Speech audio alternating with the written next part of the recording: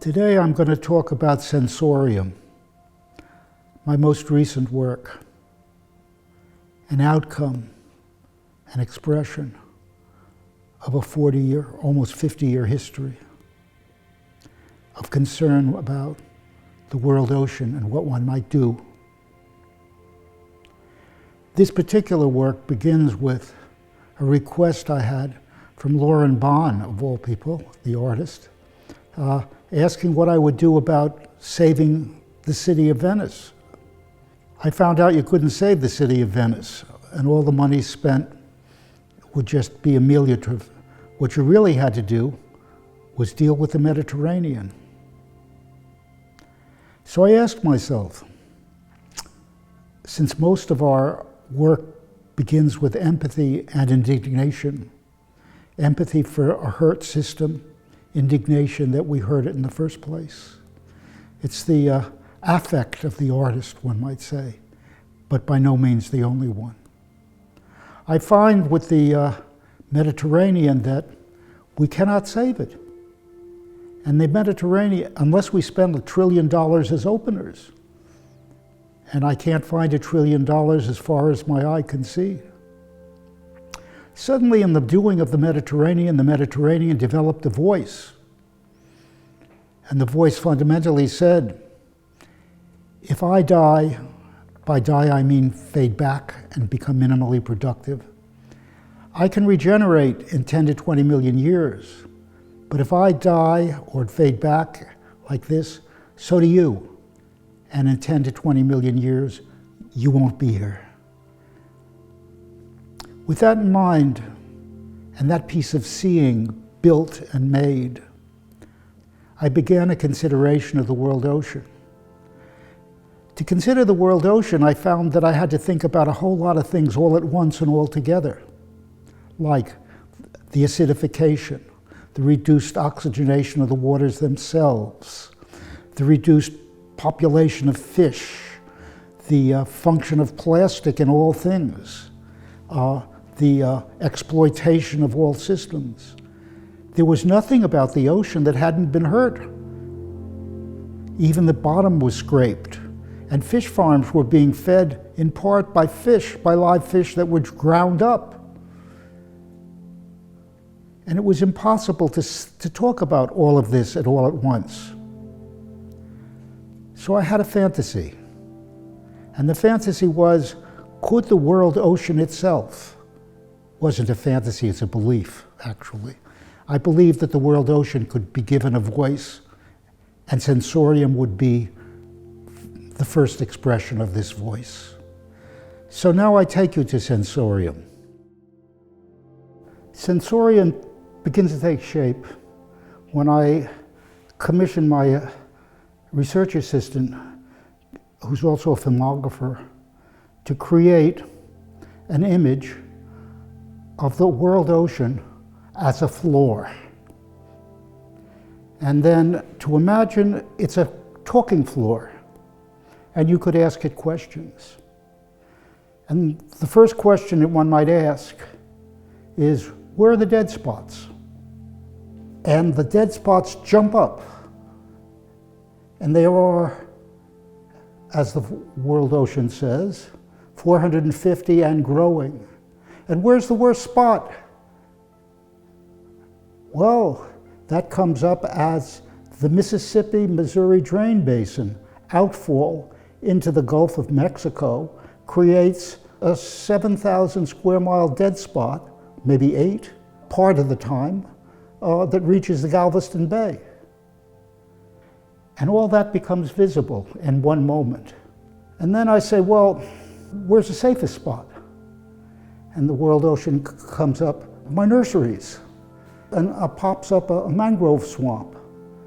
And the world ocean says, you know, almost 20% of the species who grow here, the living forms that grow here, the beings that grow here, begin in the mango swamps, begin in the coral reefs, begin in the wetlands close to the ocean, begin in the estuaries. They need protection. And then I realize we've got to redesign this map. Putting the nurseries aside, Staying with dead spots, I begin to imagine a conversation between myself, as the world ocean, I must say, and a body of scientists. And the questions start up after everybody sees where it is and how much, and that it is increasing. You can see that they tend to be close to the continental shelves, and they tend to be the outcome of eutrophic waters coming off the surface of the continents. And the scientists really understand that one of the purification methods that nature uses, that Life Web uses, is swamps and wetlands. So they pose the question, do you think wetlands can purify the dead spots? And the world ocean says, how would you do that? You have eliminated 50% and more of the wetlands of the whole planet. So the first thing to do would be to reestablish the wetlands across the whole planet. Once that was done, purification of the lands could happen, and waters from all these dead spots that are killing me at the edges can be pumped into wetlands that have been tailored to handle various kinds of pollution. And nature has the answers to all these, and you can find them, except you're too lazy, except you're too worried about where your monies will come from. There is a moment of silence. And one of the scientists I'm imagining says, well, let's imagine we had $1 trillion and we reestablished wetlands globally. Then every one of these dead spots could then become its own version of a nursery, its own version of a rehabilitation of oceanic life, fisheries, microscopic life. So what another scientist says, well, or maybe a school kid says, maybe a teacher says, or asks, well now, if we solve the dead spots, what's next? And a new map appears. It appears right there. And the ocean says, there on this map you're seeing over 5,000 ships at this moment. And every ship is dropping its wastes or making noise or otherwise interfering with the well-being of the ocean dwellers. If, for instance, every ship dropped its waste in one of these wetland repositories, I would be purified twice, once from ships dropping their wastes and once from the planetary wastes that are working so inefficiently with me. So you can begin to understand the value of this kind of a seeing, because you see the wetlands, you see suddenly the need for them, then you see the work of them, and then you see the work of them expanded. And all that is a result of conversation. It's my belief that the whole built environment of a planet is the outcome of people telling each other their desires, their stories, that is to say, a conversational variance. And thus, the world ocean begins to take that role. If you propose that the dead spots become protected areas, why so?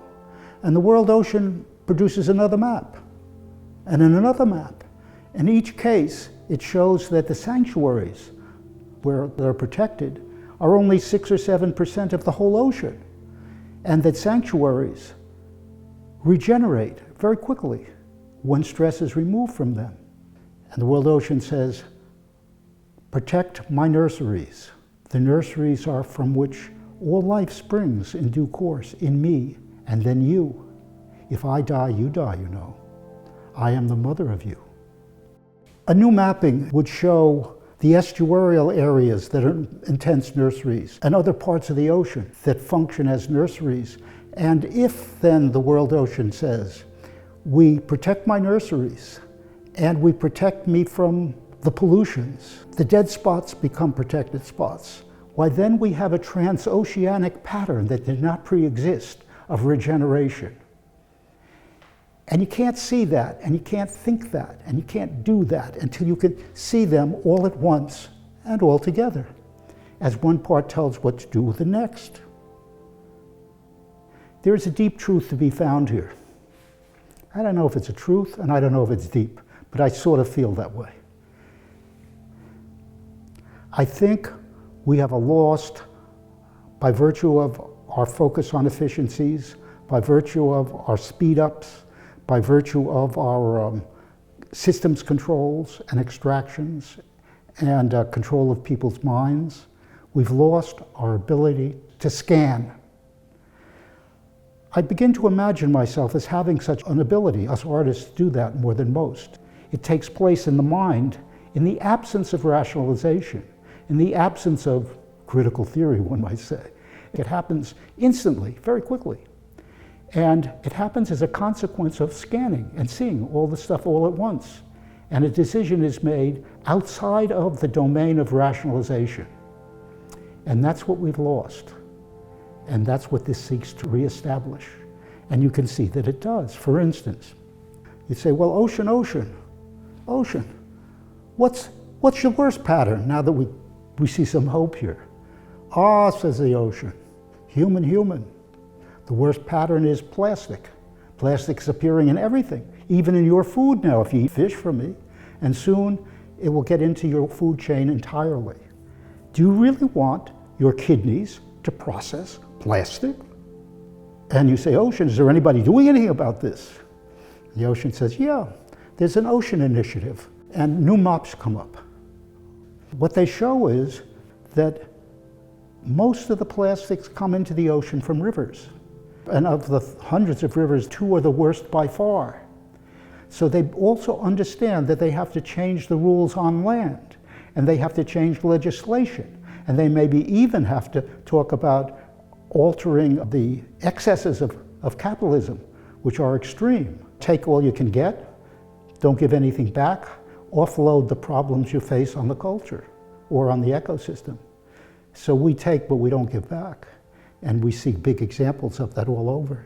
The ocean finally has to say, we have to change entirely. We have to revise civilization. You have to revise civilization in such a way that human activity does what all other species do. It seeks to become a niche in the ecosystem like everything else. And when human behavior becomes a niche in the ecosystem, the life web as a whole, we survive. If it doesn't, we don't survive. But of course, the life web survives. It simplifies itself, and then it expels the human race as it would a dangerous exotic who consumes the life web itself. And so that, I think, is what's happening now. And the voice of the ocean is my counter-argument. Thank you.